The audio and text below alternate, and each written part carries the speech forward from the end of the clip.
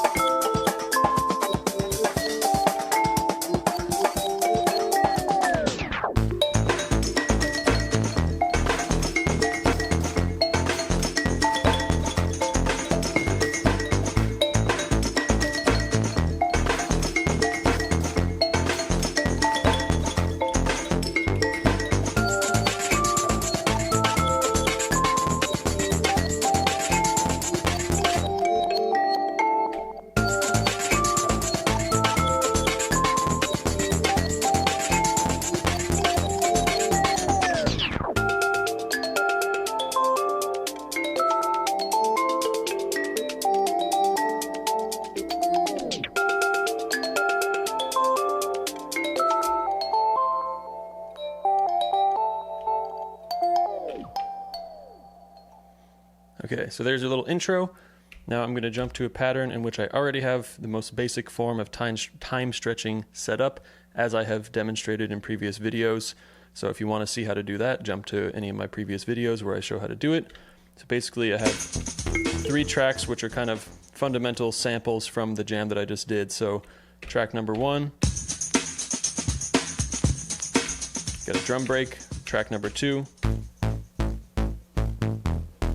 you got some bass that I recorded from my Minilog XD.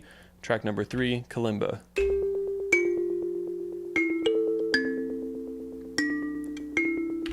Okay, so when I play them all together,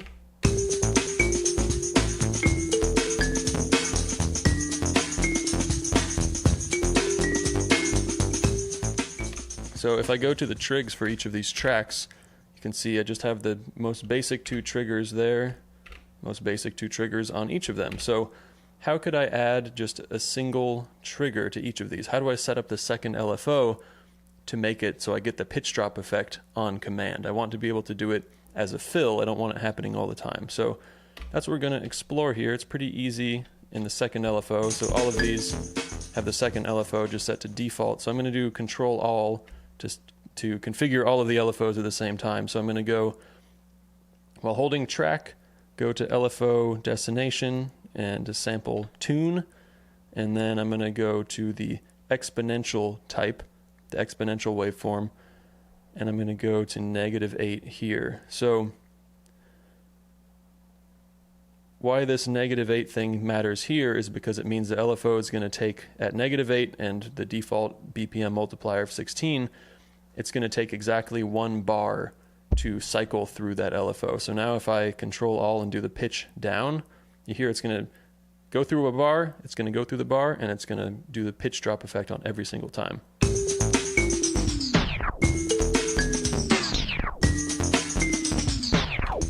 So we don't want it every single time, so what do we do?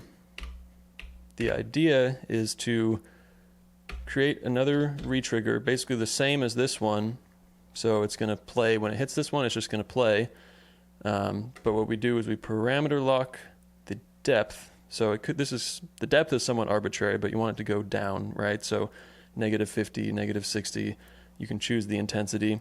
We want it to be to the sample tune. So we say yes, and we want the exponential wave shape. And now I'll just copy this trig, or wait, and now I will add the fill trig condition. Now I'll copy the trig. Now I'll paste it on each of these.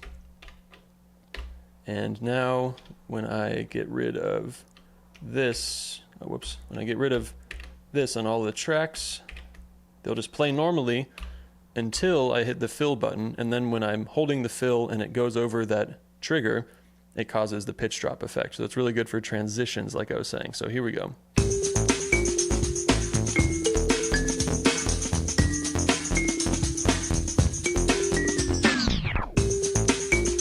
So the LFO needs to be at -8 and 16 so that it takes exactly a bar, so that you know it's gonna, you're confident that it's gonna be at the portion of it, because you don't want to catch it at like a weird thing or have the LFO reset right in the middle.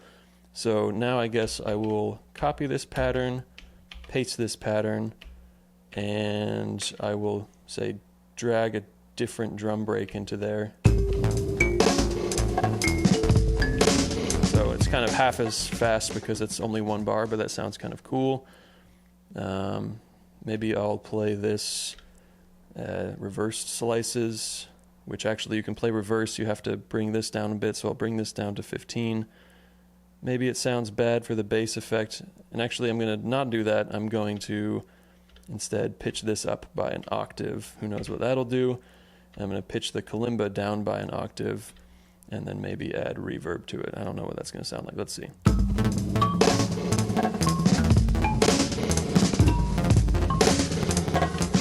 Okay, so it's something. So I'm going to save this.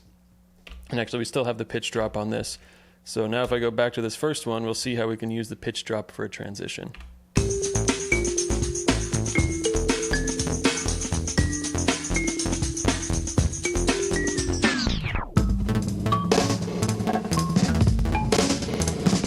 This one sounds pretty bad, but I want to get rid of it.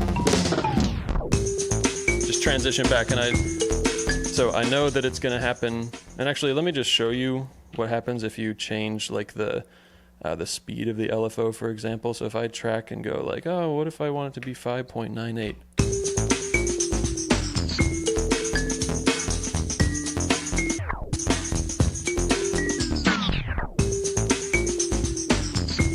See how it's not predictable at all? When I just hold the fill, it's going to do it every time.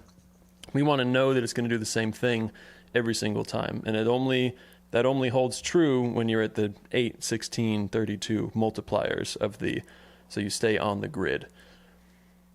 Now, that's essentially it for this concept. I guess just to demonstrate, you could take it the other direction, have an exponential pitch up, which, I don't know, let's just see what that sounds like. And also you could have different speeds per, and you could do all sorts of crazy stuff. What's this one sound like? Oh yeah, I changed the multiplier to be all messed up. But you get the point. There's a lot of stuff you can do with it. Change the multiplier, change the depth, have them be different per track, have it happen at different times, do it with fills, use other trig conditions. There's a ton you can do with it, and this kind of opens up the door to the philosophy of using fills plus time stretching plus other trig conditions to get a lot out of just one page of triggers. Like I could set up other events that could happen with the fill button in the same way. That's what I'm going to dive into in further videos, so look out for those coming soon. Talk to you soon. I hope you enjoy this. Let me know what you think, and I'll see you next time. Bye-bye.